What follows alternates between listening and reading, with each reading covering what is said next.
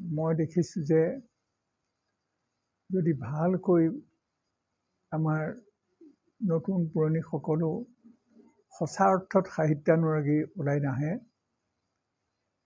সাহিত্যত ৰাজনীতি কৰা সকলক যদি দূৰ কৰি ৰাখিব পাৰি, তেতিয়াহ'লে মই ভাবোঁ যে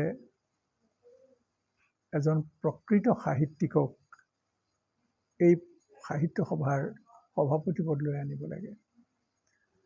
এতিয়া দুজনৰ নাম ওলাইছে,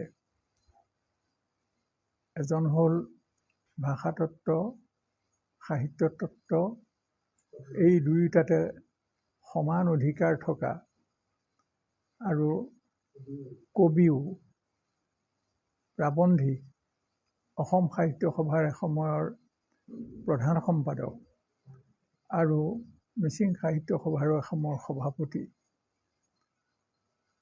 নাগেন্দ্ৰ পাদুন ডাঙৰীয়া মোৰ বন্ধু। তেখেতৰ দৰে এজন লোকে দায়িত্ব ল'ব পাৰে, নিশ্চয় সভাখনে আকৌ মৰ্যাদা ঘূৰাই পোৱাত সহায়ক হ'ব।